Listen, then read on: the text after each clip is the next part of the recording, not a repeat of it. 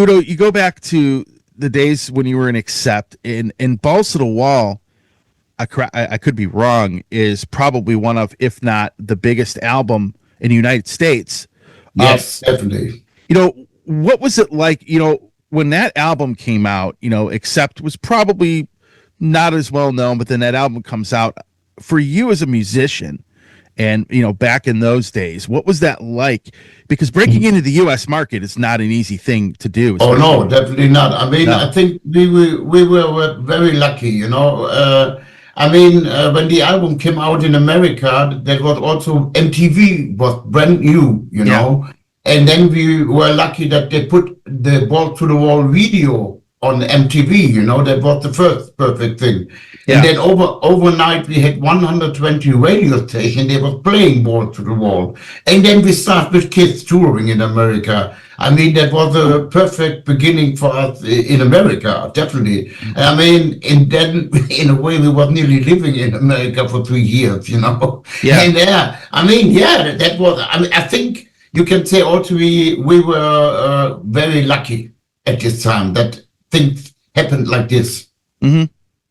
Yeah, it's always tough. People, Scorpions kind of broke through in the U.S. about the same time, but people don't realize that it takes a lot for a band like yourself from Germany, for example. It's just it always seems to be a lot harder to kind of get any recognition here, and you guys were able to do that. And of course, bands always get a backlash for, oh my God, how can you re-record this? Have you received any of that, or was the different approach really something that, you didn't have any of that kind of backlash or people saying you shouldn't have done this and, stuff like that? Yeah, in a way, what I said, we were very lucky with America. Already with the Balls in Europe, we did a huge tour and it was really successful already, Mm-hmm. And then also the American, when we had this American thing going on, also that we became a worldwide success, and also in Europe, they said, whoa, you're a German band. It's the same like the Scorpions. There was also not really, they was known in Germany, but more than in France and Japan and whatever, And also they came to America. It was nearly the same story, And then the people say, wow, we have an international band, Wow, that's German band. Wow, we are proud of it. And that's, things happened like this. And in regards to your second question, of course. There are people who say you can't touch the holy cow, and why the fuck do you? Again? Yeah. You always have people who, but all I can say is, like, look, you have a 72-year-old artist who is still putting out products, working his ass off. Yeah. So just be proud of that, and enjoy what you can listen to. And I think with the approach of having different vocalists on each song, of course, if you're not a fan of Doro, then you won't like Winter Dreams. If you're not a fan of Biff, you won't like London Leather Boys, obviously. But maybe you like Dee Snider and you think that Losers and Winners is a really cool version of him, So of course, there are people who like to talk about that this is very unnecessary and blah blah blah. But I can't really share the critics, because Udo is so into putting out new music and interesting projects as well. We are not only putting out UDO records. He did a cover album and whatnot. So. I would just say be proud of the artists that you admire for so long. That's the best thing that can happen.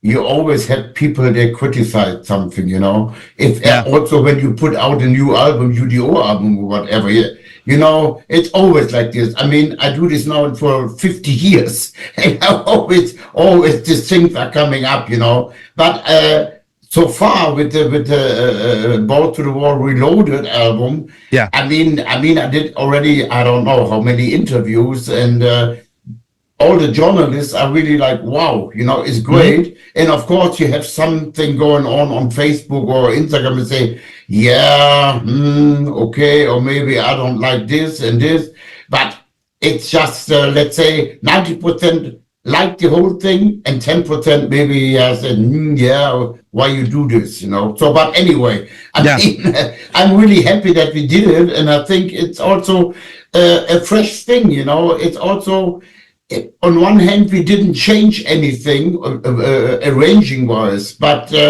it's now a modern touch on this album. And also, you know, we have also some younger musicians like Niels Molin and Ivy Erickson, Danko Jones, and all that stuff. You know, that also maybe people, they listen to this now, and then they say, "Wow, I never heard something about the Wall to the Wall album." You know, it's just like. So also maybe we reach maybe some new or younger people. You know, I mean, I think it's winning both sides. You know, we are winning, they are winning, and so here we go. Yeah, I think I really liked it, and I think that most bands many times will just re-record the record. I think this is more like celebrating the record. And I have to imagine that a lot of these people that sang, I know a few of them, definitely for sure, grew up listening to you.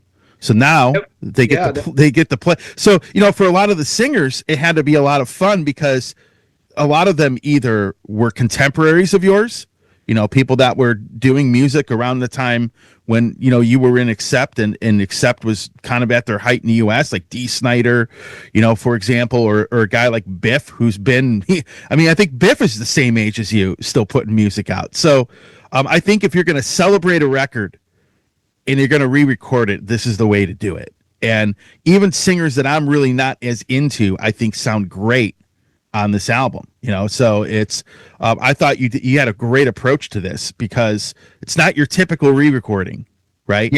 Definitely. That was the fun thing about it. When we were in touch with the people, it went from Joachim of Sabaton, who's a huge Accept fan, and he was very honored and had fun doing it, to Niels Molin from Amaranth, you know, who's a younger person, and he told us, wow, I'm so honored that you asked me, and Head Over Heels is one of my favorite songs out there, you know. So that was the cool thing. Or Michael Kiska, I mean, he was saying the same, losing more than you've ever had, have been there since his youth, you know.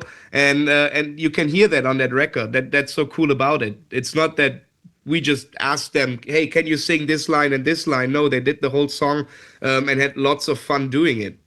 Yeah, and you can hear that in the performances on the singing performances on this album. And I thought the way that it worked so well is for the people that, you know, can't really, their singing voice is different from Udo's, from yours.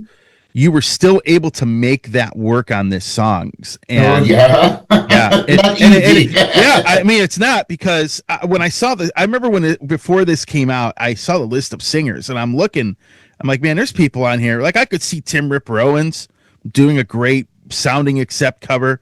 But when I saw Michael Kiske and I saw Doro and I saw Biff, I'm like, I got to hear what this sounds like. And finally, when I did a review of the record, I even said, you know, probably half the time I probably really like the re-recording of an album, and half the time I don't. And it clearly, after probably a couple songs and listening to this, just the fact that you have so many different people on this, and it's kind of like, it almost felt like celebrating the album in a sense.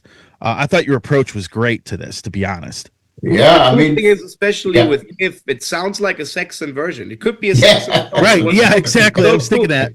Yeah, when we got it back and we listened to that the first time, we just sat down and said, wow, that could be a Saxon song. So, but it's the same with Losing More You Ever Had. You know, if you listen to the whole song, what Michael Kiske was singing, that can be also a Halloween song, you know. And that was really interesting, you know. But I mean, also for me personally, I mean, I was, you can say, nervous when we started doing it, you know. I mean, after, I don't know, 40 years, can I hit the notes, you know, the high notes and all that stuff? But in the end, it works, you know. So I was also like, okay, here we go. still you can do this, So, I mean, I'm fine with this. Hey everybody, Tony here from the Metal Command podcast. Again, I appreciate your support. Since 1998, I have hosted this show in one form or another, starting off in radio and now in the podcast format. Again, thanks for watching, and if you like what you see and hear on this show, by all means, please hit the subscribe button, hit the little bell to be notified anytime I do post a video, and if you see this program on any other form of social media, please give me a follow there. Again, I always appreciate your support.